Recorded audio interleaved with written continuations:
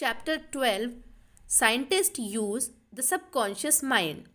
Many scientists realize the true importance of the subconscious mind. Edison, Marconi, Kettering, Poincare, Einstein, and many others have used the subconscious mind. It has given them the insight and the know how for all their great achievements in modern science and industry. Research has shown that the ability to bring into action the subconscious power has determined the success of all the great scientific and research workers. An instance of how a famous chemist, Frederick von Strandonist, used his subconscious mind to solve his problem is as follows. He had been working laboriously for a long time trying to rearrange the 6 carbon and the 6 hydrogen atoms of the benzene formula, and he was constantly perplexed and unable to solve the matter. Tired and exhausted, he turned the request over completely to his subconscious mind. Shortly afterward, as he was about to board a London bus, his subconscious presented his conscious mind with a sudden flash of a snake biting its own tail and turning around like a pinwheel. This answer from his subconscious mind gave him the long sought after of the circular rearrangement of the atoms that is known as the benzene ring.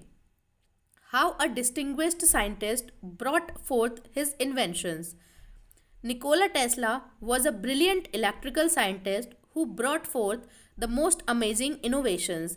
When an idea for a new invention came into his mind, he would build it up in his imagination, knowing that his subconscious mind would reconstruct it to reveal to his conscious mind all the parts needed for its manufacture in concrete form. Through quietly contemplating every possible improvement, he spent no time in correcting defects and was able to give the technicians the perfect product of his mind. He said, invariably, my device works as I imagined it should. In 20 years, there has not been a single exception. How a famous naturalist solved his problem. Professor Agassiz, a distinguished American naturalist, discovered the indefatigable activities of his subconscious mind while he slept. The following has been reported by his widow in her biography of her famous husband. He had been for 2 weeks striving to decipher the somewhat obscure impression of a fossil fish on the stone slab in which it was preserved. Weary and perplexed, he put his work aside at last and tried to dismiss it from his mind. Shortly after, he waked one night, persuaded that while asleep he had seen his fish with all the missing features perfectly restored. Yet when he tried to hold and make fast the image, it escaped him. Nevertheless, he went early to the Jordan des Plantes, thinking that on looking anew at the impression, he should see something which would put him on the track of his vision. In vain, the blurred record was as black as ever. The next night, he saw the fish again, but with no more satisfactory result. When he awoke, it disappeared from his memory as before. Hoping that the same experience might be repeated, on the third night he placed a pencil and paper beside his bed before going to sleep. Accordingly, toward morning, the fish reappeared in his dream, confusedly at first, but at last with such distinctness that he had no longer any doubt as to its zoological characters. Still half dreaming, in perfect darkness, he traced these characters on the sheet of paper at the bedside. In the morning, he was surprised to see in his nocturnal sketch features which he thought it impossible the fossil itself should reveal.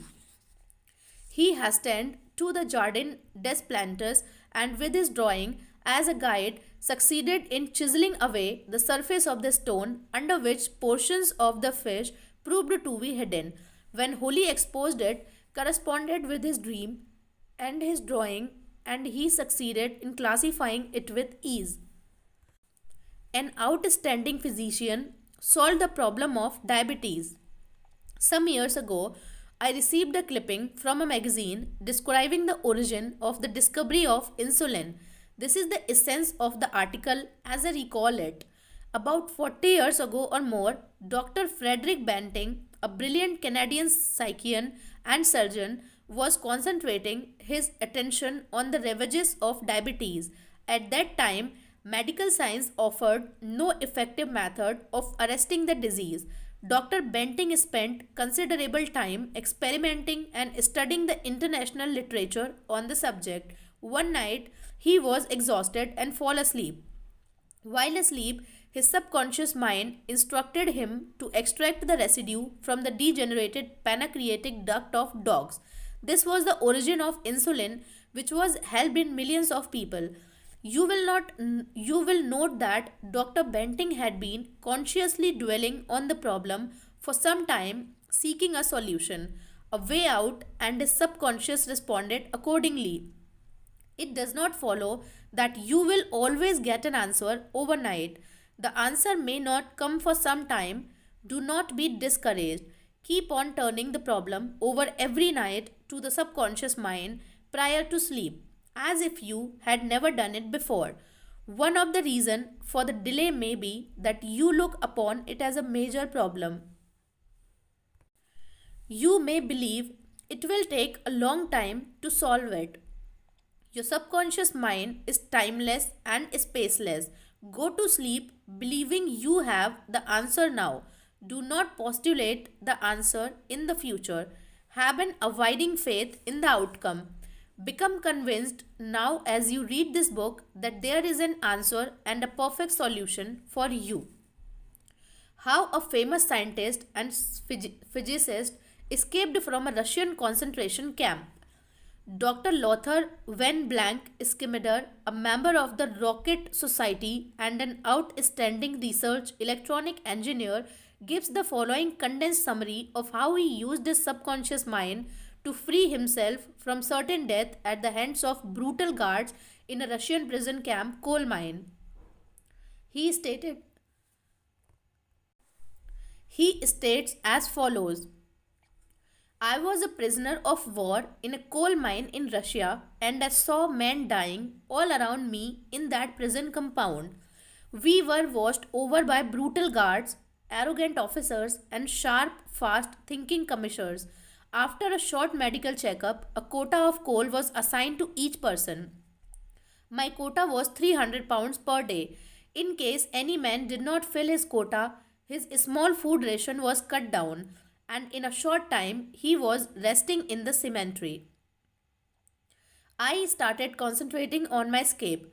I knew that my subconscious mind would somehow find a way. My home in Germany was destroyed, my family wiped out, all my friends and former associates were either killed in the war or were in concentration camps. I said to my subconscious mind, I want to go to Los Angeles and you will find a way. I had seen pictures of Los Angeles and I remembered some of the boulevards very well as some of the buildings. Every day and night, I would imagine I was walking down Wilshire Boulevard with an American girl whom I met in Berlin prior to the war. She is now my wife. In my imagination, we would visit the stores, ride buses, and eat in the restaurants. Every night, I made it a special point to drive my imaginary American automobile up and down the boulevards of Los Angeles. I made all this vivid and real. These pictures in my mind were as real and as natural to me as one of the trees outside the prison camp. Every morning, the chief guard would count the prisoners as they were lined up. He would call out 1 to 3, etc. And when 17 was called out, which was my number in sequence, I stepped aside. In the meantime, the guard was called away for a minute or so, and on his return, he started by mistake on the next man as number 17. When the crew returned in the evening, the number of man was the same, and I was not missed, and the discovery would take a long time. I walked out of the camp undetected and kept walking for 24 hours, resting in a deserted town the next day. I was able to live by fishing and killing some wildlife.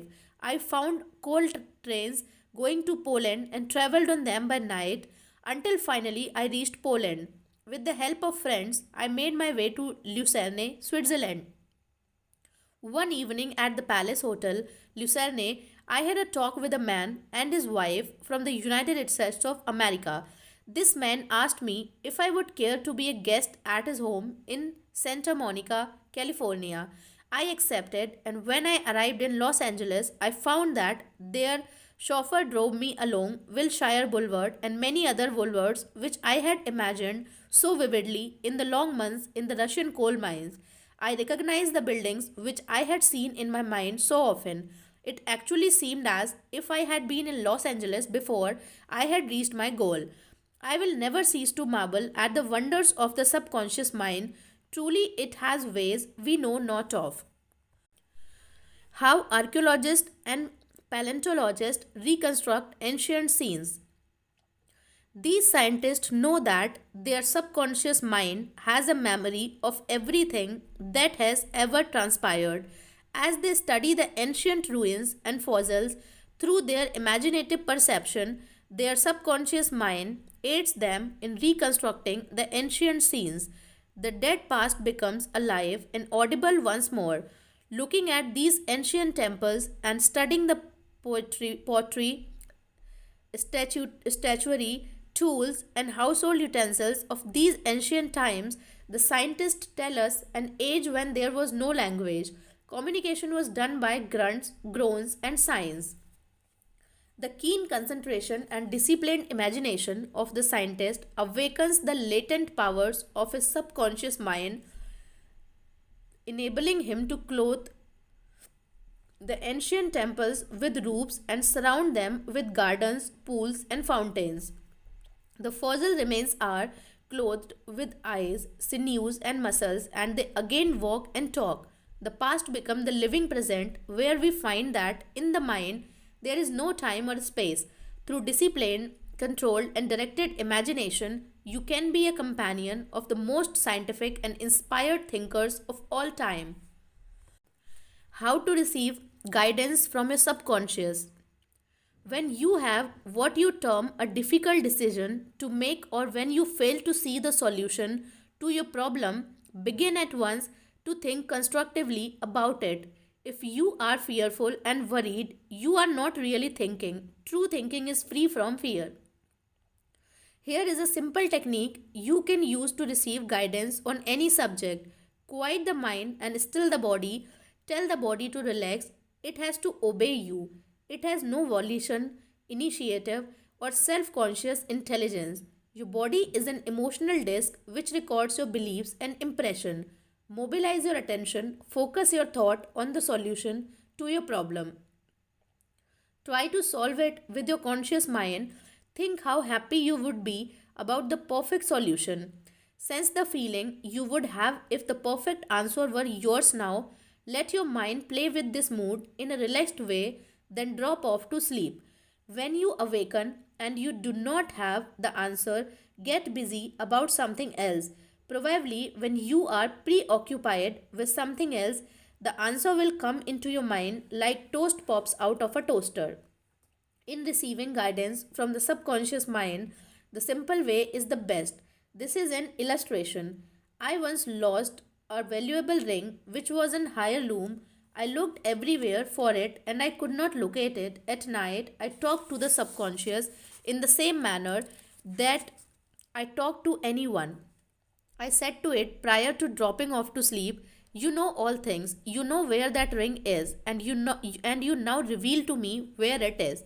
In the morning, I awoke suddenly with the words ringing in my ear, "Ask Robert." I thought it very strange that I should ask Robert, a young boy about 9 years of age. However, I followed the inner voice of intuition. Robert said, "Oh, yes, I picked it up in the yard while I was playing with the boys. I placed it on the desk in my room. I did not think it worth anything, so I did not say anything about it." The subconscious mind will always answer you if you trust it. His subconscious revealed the location of his father's will. A young man who attends my lectures, I had this experience. His father died and apparently left no will. However, this man's sister told him that their father had confided to her that a will had been executed which was fair to all. Every attempt to locate the will failed. Prior to sleep, he talked to his deeper mind as follows: I now turn this request over that the subconscious mind. It knows just where that will is and reveals it to me. Then he condensed his request down to one word, answer, repeating it over and over again as a lullaby. He lulled himself to sleep with the word answer. The next morning, this young man had an overpowering hunch to go to a certain bank in Los Angeles where he found a safe deposit vault registered in the name of his father, the content of which solved all his problem. Your thought as you go to sleep arouses the powerful latency which is within you. For example, let us suppose you are wondering whether to sell your home, buy a certain stock, sever a partnership, move to New York or stay in Los Angeles, dissolve the present contract or take a new one. Do this. Sit quietly in your armchair or at the desk in your office. Remember that there is a universal law of action and reaction. The action is your thought, the reaction is the response from your subconscious mind. The subconscious mind is reactive and reflexive. This is its nature. It rebounds, rewards, and repays. It is the law of correspondence. It responds by corresponding. As you contemplate right action, you will automatically experience a reaction or response in yourself which represent the guidance of answer of your subconscious mind. In seeking guidance, you simply think quietly about right action, which means that you are using the infinite intelligence resident in the subconscious mind to the point where it begins to use you. From there on, your course of action is directed and controlled by the subjective wisdom within you, which is all wise and omnipotent. Your decision will be right. There will only be right action because you are under a subjective compulsion to do the right thing.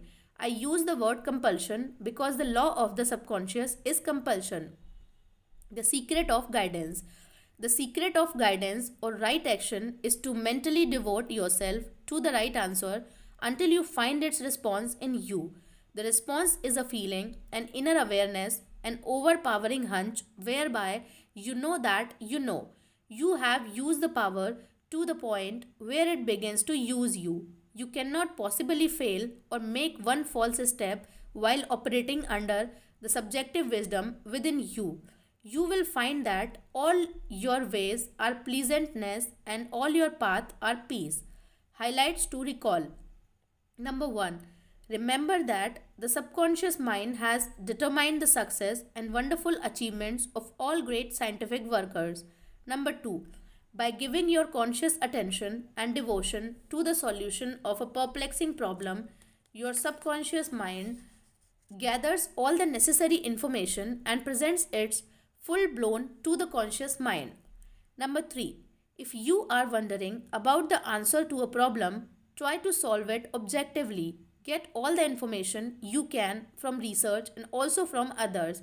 If no answer comes, turn it over to your subconscious mind prior to sleep, and the answer always comes. It never fails. Number 4. You do not always get the answer overnight. Keep on turning your request over to your subconscious until the day breaks and the shadow flee away. Number 5. You delay the answer by thinking it will take a long time or that it is a major problem. Your subconscious has no problem, it knows only the answer. Number 6. Believe that you have the answer now. Feel the joy of the answer and the way you would feel if you had the perfect answer. Your subconscious will respond to your feeling. Number 7. Any mental picture backed by faith and perseverance will come to pass through the miracle working power of your subconscious. Trust it, believe in its power, and wonders will happen as you pray. Number 8.